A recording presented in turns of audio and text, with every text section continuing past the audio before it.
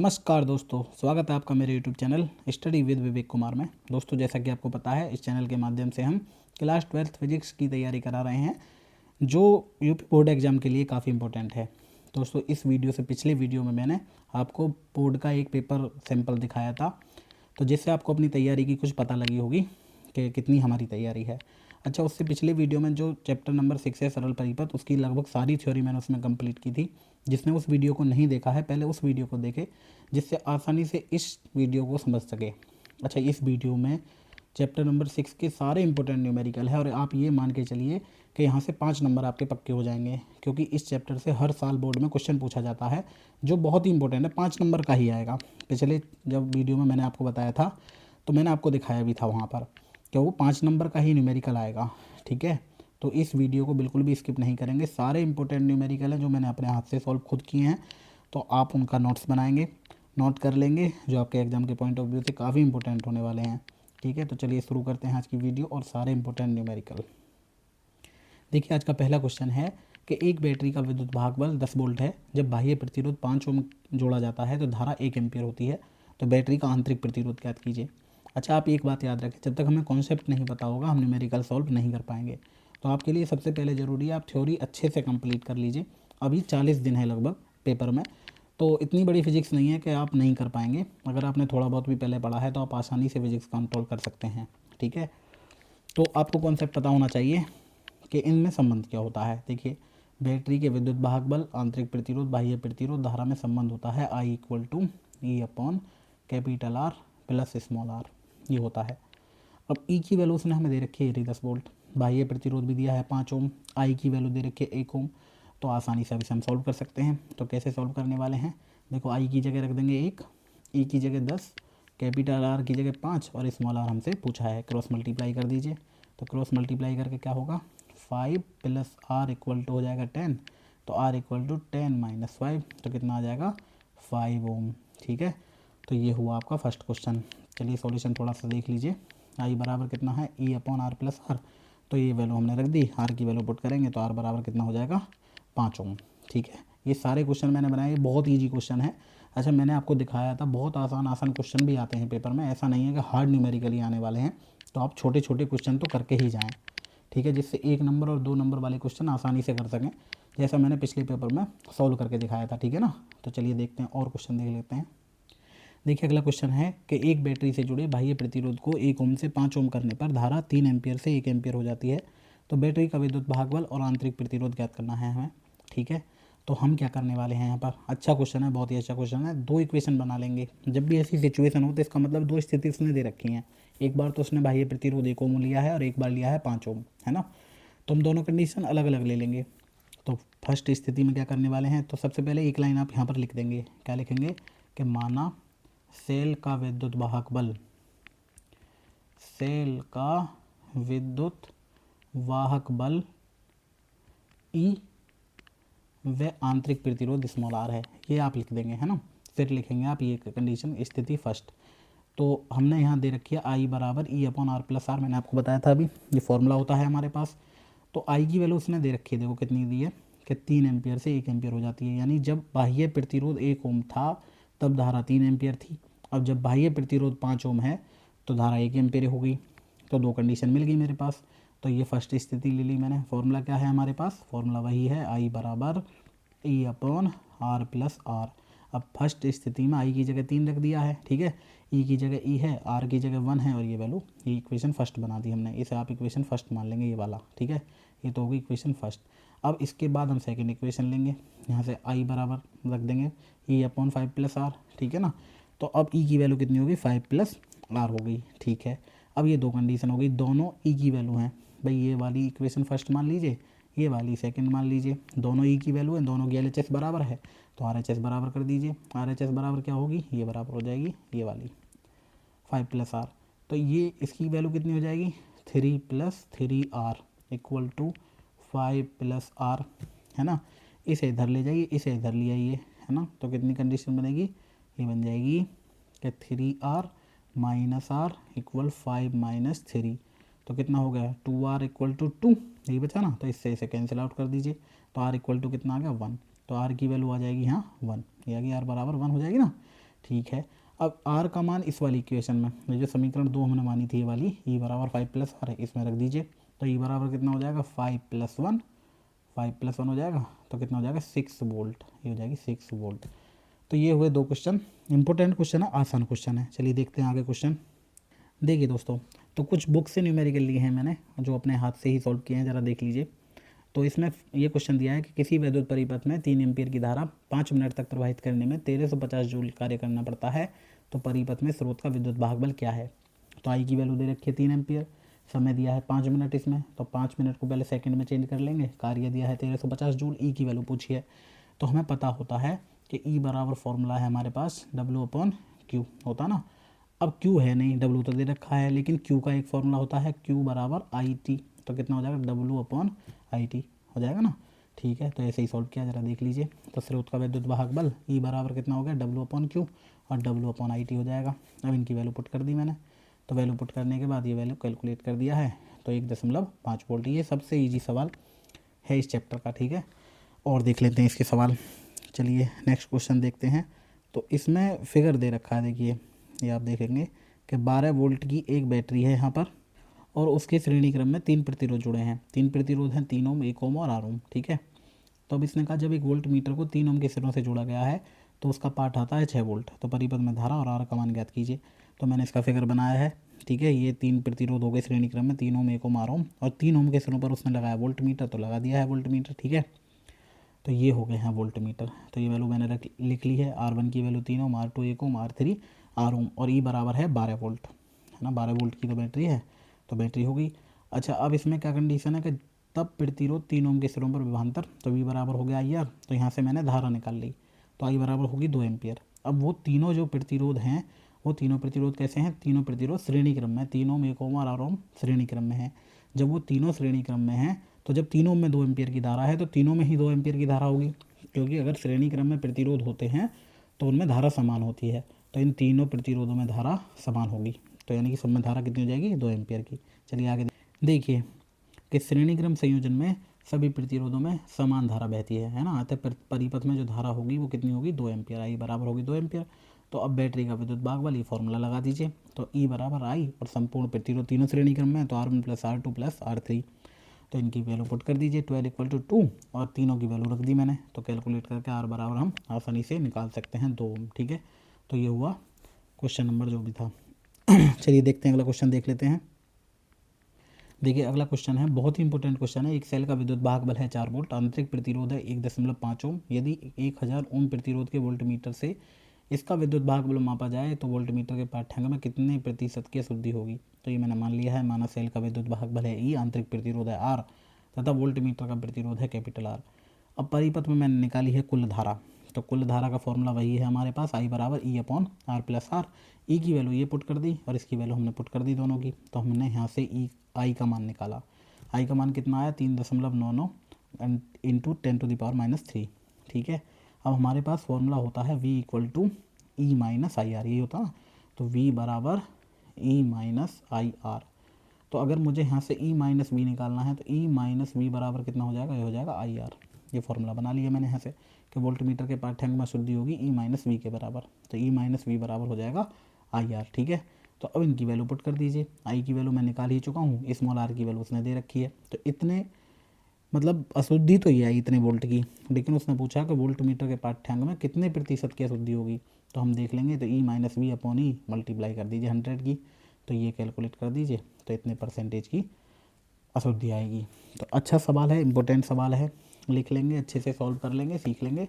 ठीक है, पेपर के दृष्टिकोण से इंपॉर्टेंट सवाल। ये मैंने जितने भी क्वेश्चन लिए हैं ये क्वेश्चन आए हुए हैं। ठीक है, तो स्किप नहीं करनी है। वीडियो अच्छी लग रही हो तो लाइक भी जरूर करते चलें साथ के साथ। चलिए देखते हैं। देखिए अगला क्वेश्चन है, परिपथ का क्वेश्चन है, इंपॉर्टेंट क्वेश्चन है।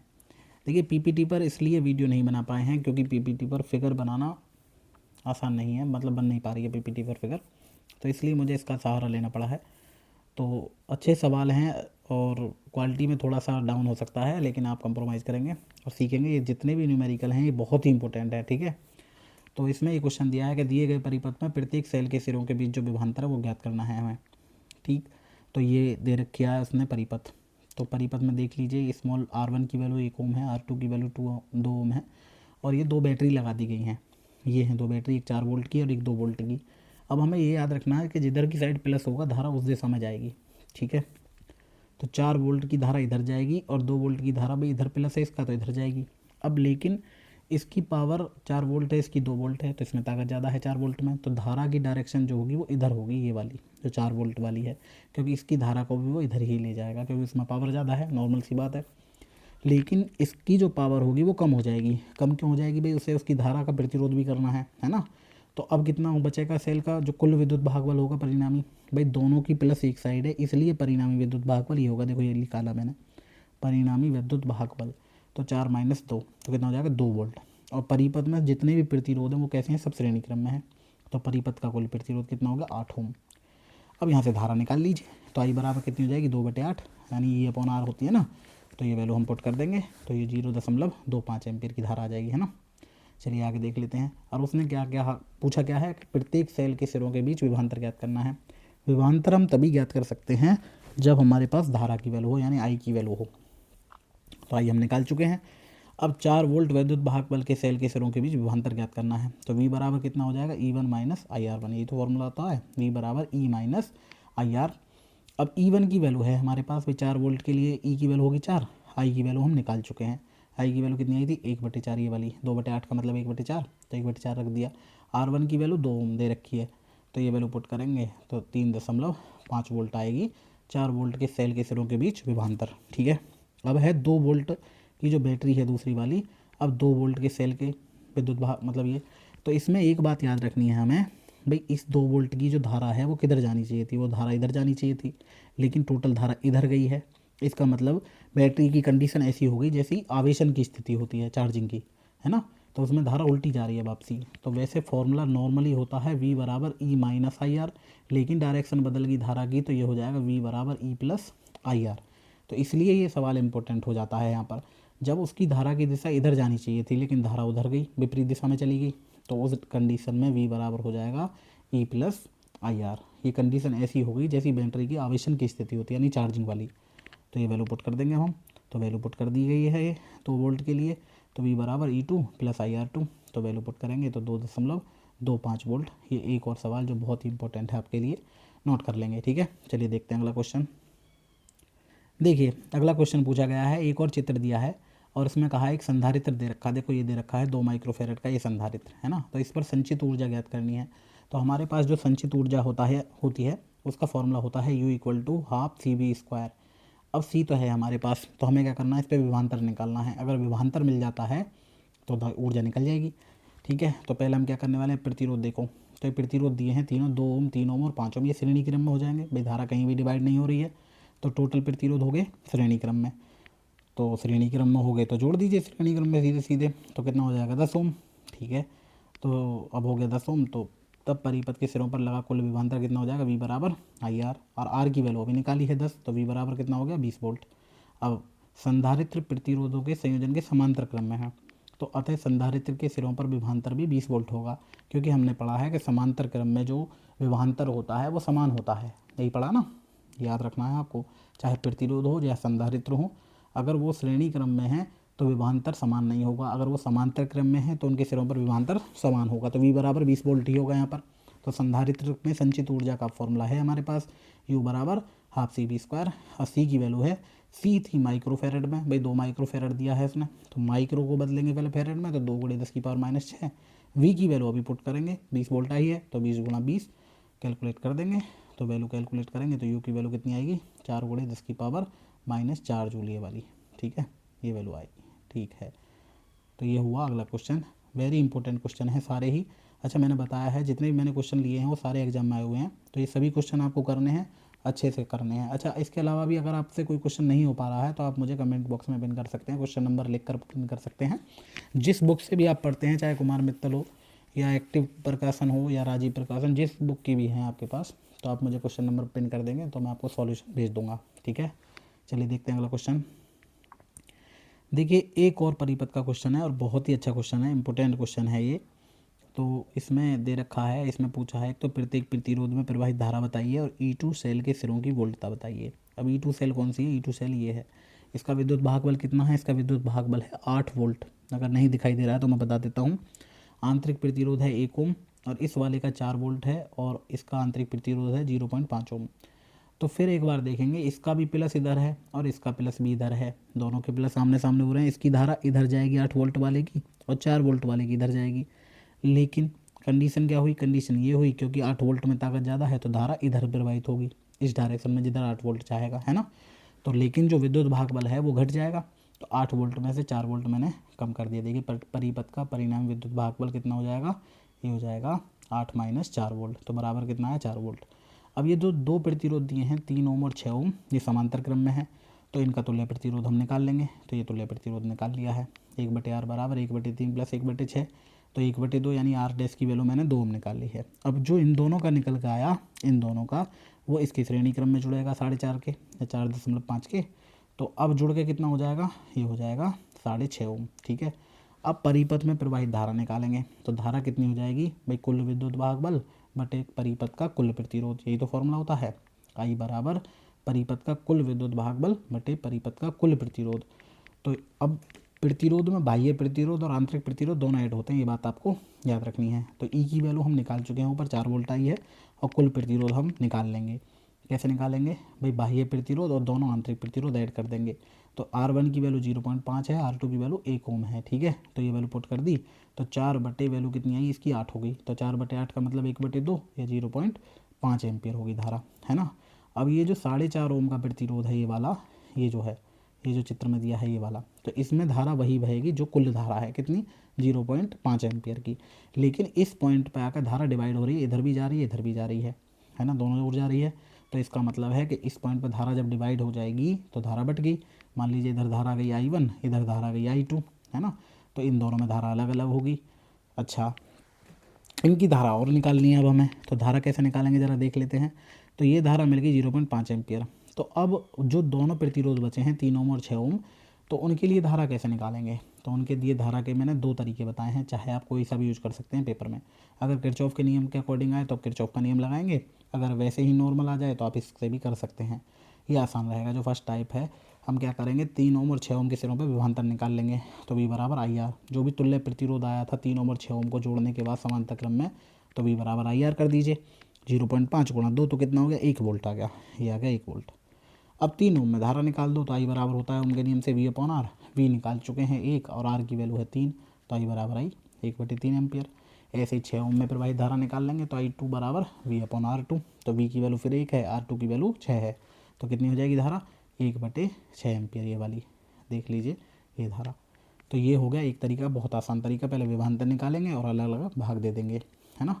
चलिए देख लेते हैं आगे सेकंड टाइप क्या है। सेकंड टाइप में क्या करना है कि ये मान लेंगे हम, जहाँ पर धारा डिवाइड हुई थी चित्र में, ये जो परिपथ दिया था हमें ये वाला, ये बिंदु ए पर, ये मैंने बिंदु ए ले लिया है यहाँ, इस बिंदु पर धारा डिवाइड हुई। भाई इधर से तो आई आ रही थी 0.5 एम्पियर की, लेकिन इधर कुछ चलेगी इधर कुछ चलेगी, लेकिन इन दोनों का योग किसके बराबर है, 0.5 या 1/2 के बराबर है ना। ठीक है, तो यही मैंने यहाँ पर किया है, ज़रा देख लेंगे इस टाइप सेकंड में। संधि ए पर, संधि ए पर क्या कंडीशन है कि I1 प्लस I2 बराबर 1/2। अब 3 ओम और 6 ओम के लिए किरचॉफ का नियम लगाएंगे। तो 3 में मैंने माना है I1 धारा है, 6 में I2 धारा है, दोनों विपरीत दिशा में, इसलिए बीच में माइनस है। दोनों के बीच में कोई भी बैटरी नहीं लगी हुई है, कोई विद्युत भाग बल नहीं है, इसलिए बराबर 0। तो 3I1 बराबर 6I2 हो जाएगा, या I1 बराबर 2I2 हो जाएगा। ठीक है, समीकरण 1 और 2 को हल करेंगे, I1 के और I2 की वैल्यू आसानी से हम निकाल लेंगे। बहुत ही अच्छा सवाल, इंपॉर्टेंट सवाल है, पेपर के दृष्टिकोण से सॉल्व कर लेंगे। ठीक है, चलिए देख लेते हैं और क्वेश्चंस। देखिए अगला क्वेश्चन बहुत ही इंपॉर्टेंट है, ऐसे क्वेश्चन बहुत बार एग्जाम में पूछे जाते हैं, तो आप ऐसे एक क्वेश्चन तैयार करके जाएंगे। अगर इसका कॉन्सेप्ट आप सीख लेंगे तो बहुत ही आसान सवाल होंगे आपके लिए, अदरवाइज ये सबसे हार्ड सवाल आपको लगने वाले हैं एग्जाम में। तो ये परिपथ दिया हुआ है हमें, और इस परिपथ में ये पूछा है कि प्रतिरोध आर प्रतिरोध इसमें ये वाला है, R बराबर 3 ओम, ये वाला है ना। R के सिरों के बीच विभवांतर की गणना करनी है। अच्छा, इसमें धारा भी हमें निकालनी है, तो मैंने बिल्कुल चित्र बनाया आसानी से। देखो I1 ऊपर वाले सिरों में धारा बह रही है, आपको याद रखना है ये 3 भुजा जो होंगी इसमें, इन तीनों भुजाओं में धारा प्रवाहित होगी I1, क्योंकि ऊपर वाली सेल 1 है, दूसरी वाली सेल E2 है, तो इन तीनों भुजाओं में I2 धारा प्रवाहित होगी। केवल एकमात्र भुजा ऐसी होगी जो कॉमन है, तो इसमें I1 प्लस I2 दोनों धारा प्रवाहित होंगी। ठीक है, ये आपको याद रखना है। तो पहले हम क्या करने वाले हैं, किरचॉफ के सेकंड नियम से बंद पास ABEFA के लिए। तो ABEFA कौन सा बना, ज़रा देख लीजिए, ये बनेगा ABEFA में, है ना। तो किरचॉफ का सेकंड नियम कहता है कि किसी बंद पास अथवा लूप में बहने वाली धारा और उसके संगत प्रतिरोधों के गुणनफलों का बीजगणितीय योग उस पास में लगे समस्त वैद्युत वाहक बलों के योग के बराबर होता है। तो गुणनफल करना धारा और प्रतिरोध की गुणा करनी है, ठीक है। तो अब इसमें देख लीजिए भुजा में प्रतिरोध कौन कौन से लगे हुए हैं। तो दोनों तरफ आप देखेंगे तो एक एक ओम का प्रतिरोध लगा, देखो एक ये रहा, एक ये रहा और एक ये, 3 प्रतिरोध हैं। इन तीनों में धारा कौन कौन सी है तो मैंने आपको बताया इस भुजा में, इस भुजा में, इस भुजा में I1 धारा है और इसमें कॉमन धारा I1 + I2 है, यही बताया ना, ठीक है। तो अब सॉल्यूशन करेंगे, ज़रा देख लीजिए।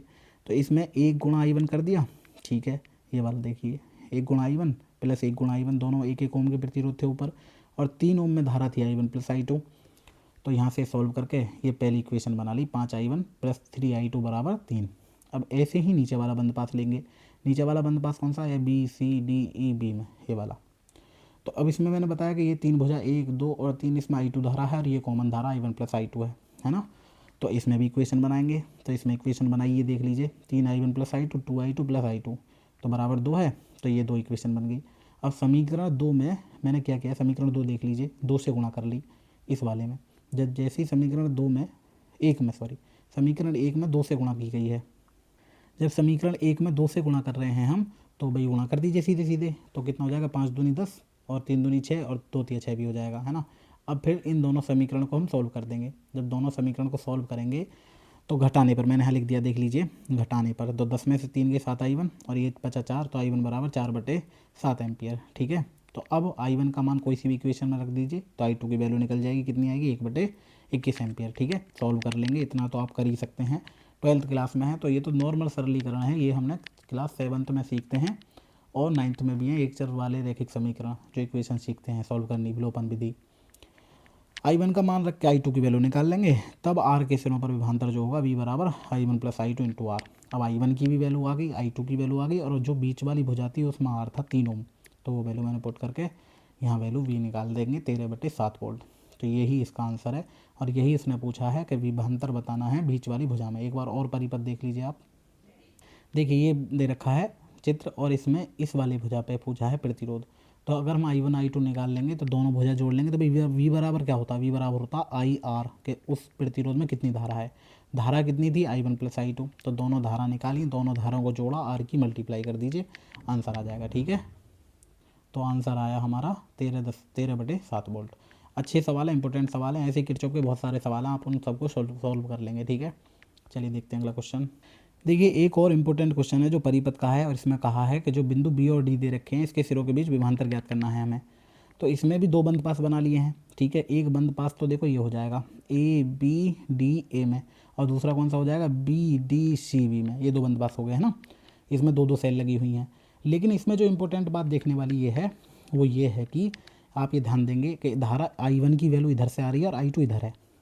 तो जब ये वाला बंद पास हम ले रहे होंगे, ये वाला, तो इसमें जो वैल्यू लेंगे हम यहाँ पर, ये वाला कौन सा दिया है BCDB, तो BCDB, तो इसमें लेंगे I2 - I1। पहले सुन लीजिए, एक बार ध्यान देंगे, ये वैल्यू BCDB, तो इसमें इस वाली धारा की बात कर रहे हैं ना I2 की, तो I2 को हम बड़ा मानेंगे, तो I2 - I1 लेंगे यहाँ पर। लेकिन जब बंद पास हम ले रहे होंगे ABDA, क्योंकि हमें वैल्यू ये नहीं पता है कि I1 अधिक है या I2 अधिक है, तो हम डायरेक्शन के अकॉर्डिंग अब इस वाले के लिए I1 - I2 लेंगे, बस यही चेंजमेंट है इसमें। जब ये वाला परिपथ लेंगे, ये वाला, तो I1 - I2 बीच वाली भुजा में, और जब ये वाला बंद पास लेंगे तो I2 - I1, बस इतना ध्यान रखना आपको, ठीक है। ये हर, चलिए अब देख लीजिए, तो बंद पास BCDB में, तो ये कंडीशन हो गई, वही सेम कंडीशन है कि धारा और प्रतिरोध की गुणा करनी है। तो इसमें 3 में I2 की गुणा कर दी, 1 में I2 की गुणा कर दी, भाई 2 प्रतिरोध दे रखे हैं, ये रहा 3 ओम, एक ये रहा 1 ओम, 3 ओम और 1 ओम में I2 गुणा, और इस वाले 2 ओम में I2 - I1 दिशा विपरीत होने के कारण, और 3 में से 1 घटा दीजिए भाई, दोनों के प्लस आमने सामने, इस वाले की और इस वाले की, तो फर्स्ट इक्वेशन ये बन जाएगी, ठीक है। हार्ड सवाल लग सकते हैं जो कमज़ोर छात्र हैं उनके लिए, जो आसान सवाल हैं आप उन्हें कर सकते हैं। जिन्होंने बिल्कुल भी तैयारी नहीं की है तो वो न्यूमेरिकल में अपना टाइम वेस्ट ना करें। तो वो क्या करेंगे, वो थ्योरी पढ़ेंगे और जो 1-1 नंबर के छोटे छोटे न्यूमेरिकल हैं उन्हें कर लेंगे, ठीक है, बिल्कुल। और जिनकी तैयारी अच्छी है वो सारे इन न्यूमेरिकल को करके जाएँ, जिससे आपके नंबर अच्छे से अच्छे आ सकें, ठीक है। तो ये हो गई फर्स्ट इक्वेशन इस सवाल की। अब देख लीजिए, सॉरी मैंने पहले BCDB बता दिया, ऊपर वाला नहीं बताया। तो यहाँ देख लीजिए, ये बंद पास हो गया ABDA, है ना, ये वाला। तो इसमें क्या हुआ कि I1 और देखो यहाँ मैंने जो बताई थी आपको कि 2 में यहाँ लेंगे I1 माइनस I2, और जब बंद पास BCD भी लिया है तो वहाँ 2 में I2 माइनस I1, बस ये चेंजमेंट है ना, क्योंकि वैल्यू नहीं पता है I1 ग्रेटर देन है I2 ग्रेटर देन है, डायरेक्शन नहीं बता पा रहे हैं तो इसलिए लेंगे। तो ये 2 इक्वेशन बन गई हैं हमारे पास, इन दोनों समीकरणों को अब सॉल्व कर देंगे हम आसानी से। जब समीकरण सॉल्व कर देंगे तो I2 की वैल्यू हमने निकाली पहले, I2 का मान समीकरण में कोई सी में भी रख दीजिए तो I1 की वैल्यू निकल जाएगी। जब I1 I2 निकल गई तो विभवांतर निकालना है B व D के बीच। अब जिसकी वैल्यू बड़ी है तो वैल्यू जिसकी बड़ी है उसमें से छोटी वाली हटा देंगे, तो I2 माइनस I1 धारा बहेगी उसमें, है ना। अगर I1 बड़ी होती तो I1 माइनस I2 लेते, तो कितना हो जाएगा 6/13 माइनस 5/13, तो कितना बचा 1/13, आर की वैल्यू कितनी है 2, तो आंसर आएगा इसका 2/13 वोल्ट। इंपॉर्टेंट न्यूमेरिकल है बहुत, थोड़ा ट्रिकी है, थोड़ा समझना है, थोड़ा कॉन्सेप्ट है, ठीक है। अच्छा सवाल है, चलिए देख लेते हैं और क्वेश्चन। देखिए अगला क्वेश्चन दिया है कि दर्शाए गए परिपथ में प्रत्येक प्रतिरोध में धारा की गणना करनी है। 2 प्रतिरोध दिए हैं R1 R2 और E1 E2 की वैल्यू दे रखी है, ठीक है। तो हमने पहले बंद लूप लिया है ए ई एफ जी ए में, है ना। अब बात तो वही है, केवल इसमें धारा बह रही है I1 प्लस I2, इस वाली भुजा में I1 भी है और I2 भी है। तो 10 में मैंने लिख दिया I1 प्लस I2, ये विद्युत भाग वाला -10, इसे बराबर 10 ही कर दीजिए। तो बराबर 10 कर देंगे, 10 से 10 कैंसिल आउट कर दीजिए, तो I1 प्लस I2 की वैल्यू आ जाएगी 1, है ना। अब बंद पास बचा कौन सा, ई से स्टार्ट कर दीजिए, ई है ना, EFG है ना, BCD और E, फिर ये वाला बंद पास है ना, ये बंद पास लिया है। तो इसमें 10 में तो I1 प्लस I2 होगी इस वाले प्रतिरोध में, और इसमें केवल I2 है ना। तो ये लिख दिए 10 I1 plus I2 plus 10 I2 बराबर, इसका भी विद्युत भागबल 10 है। अब I1 प्लस I2 की वैल्यू कितनी आई थी, अभी 1 आई थी, उसकी वैल्यू 1 पुट कर दीजिए, तो यहाँ से I2 की वैल्यू हो जाएगी 0। भाई ये हो गया जब 10 से 10 कैंसिल आउट, भाई प्लस माइनस कर जाएंगे, तो I2 बराबर 0। तब I2 का मान समीकरण 1 में रख दीजिए, तो I1 बराबर 1 एम्पियर। अच्छा सवाल है, थोड़ा सोचने वाला सवाल है ये भी, तो इसे भी आप नोट कर लेंगे, ठीक है। अच्छे सवाल हैं, जितने भी मैंने सवाल लिए हैं आए हुए सवाल हैं एग्जाम में, यूपी बोर्ड में, ठीक है। अच्छा ये भी बात आप याद रखेंगे, यूपी बोर्ड में भी रिपीट होते हैं क्वेश्चन, कोई नए क्वेश्चन हर बार नहीं आते हैं। हाँ ठीक है, 1-2 क्वेश्चन नए आते हैं, लेकिन सारे क्वेश्चन नए नए आएंगे, तो आपको याद रखना है, ठीक है। चलिए देख लेते हैं एक और क्वेश्चन, और आज का आखिरी क्वेश्चन। देखिए ये परिपथ फिर दिया है और इसमें I1 I2 और I3 के मान की गणना करनी है। तो इसमें भी पहले चित्र को ही समझ लीजिए। देखिए चित्र में क्या है कि I1 की डायरेक्शन तो ये है, I2 और I3 की डायरेक्शन ये है, यानी I1 यहाँ जब पहुँची तो ये I2 और I3 में डिवाइड हुई, तो यानी कि I1 बराबर किसके है, I2 प्लस I3 के। यानी हम धारा की डायरेक्शन से भी पता लगाएंगे सवाल, ठीक है ना। ये आपको ध्यान रखना है कि धारा की डायरेक्शन के अकॉर्डिंग ही चलना है। तो I1 बराबर I2 प्लस I3 हम लिख सकते हैं चित्र से, है ना। अब बंद पास ले लेंगे, तो बंद पास AED कौन सा लिया है पहले, AED BA में, तो ये लिया है AED BA, ऊपर वाला दोनों बैटरी एक साथ ले लिए हैं, ठीक है भाई। तो 4I1, भाई जो प्रतिरोध है उसमें जितनी धारा है वो लिख लीजिए, दूसरे में कितनी है 3I3 बराबर 2 + 1, दोनों विद्युत भाग बल जुड़ जाएंगे, ये 2 वोल्ट और 1 वोल्ट, ठीक है ना। ठीक है भाई, धारा की दिशा जुड़ रही है, क्योंकि भाई धारा जब सेम डायरेक्शन में है तो इसका मतलब विद्युत भाग बल भी जुड़ जाएंगे, ठीक है। तो अब इसे सॉल्व कर लेंगे। भाई I1 बराबर I2 प्लस I3 है, तो वो वैल्यू मैंने यहाँ पर पुट कर दी है, देख लीजिए। तो I1 की जगह लिख दिया I2 प्लस I3, सॉल्व करके 4I2 प्लस 7I3 बराबर हो गया 3, तो समीकरण 2 बना लीजिए इसे। अब दूसरा बंद पास ले लीजिए, बंद पास है DCFED, तो DCFED में 2I2 प्लस 4I2 I1 बराबर 2। अब यहाँ पर भी I1 की वैल्यू पुट करके दोनों समीकरण बना लेंगे, समीकरण 2 और 3 बन गए हैं। देखिए अब क्या करना, समीकरण 2 में 3 से गुणा और 3 में 4 से गुणा कर देंगे, तो दोनों में गुणा करेंगे, दोनों समीकरण अब हम सॉल्व कर लेंगे। जब सॉल्व करेंगे आसानी से तो I3 की वैल्यू निकाल लेंगे, I3 का मान समीकरण 2 में रख देंगे, तो वहाँ से हम I2 की वैल्यू निकाल लेंगे, तो I2 बराबर आ जाएगा 1/13 एम्पियर। अब क्योंकि I1 की वैल्यू क्या है, I2 प्लस I3 के बराबर है, जब दोनों बराबर है मतलब योग बराबर है उनका, तो दोनों को हम जोड़ देंगे, तो कितना हो जाएगा 5/13 प्लस 1/13, तो इसका मतलब 6/13। तो I1 की वैल्यू ये आ गई, है ना। ठीक है, तो ये जितने भी इंपॉर्टेंट न्यूमेरिकल इस चैप्टर के थे जो मुझे लगे, केवल व्हीटस्टोन सेतु को छोड़ के, जो मैं अगली वीडियो में उन्हें करा दूंगा, जो भी इंपॉर्टेंट आए हुए क्वेश्चंस हैं, है ना। तो अगर वीडियो अच्छी लगी हो या लगती हो तो उन्हें शेयर भी कर दिया करिए, चैनल को सब्सक्राइब करिए, लाइक भी करते रहिए, और तैयारी जम के करिए, जिससे बोर्ड परीक्षा में आप अच्छे नंबर ला सकें, ठीक है।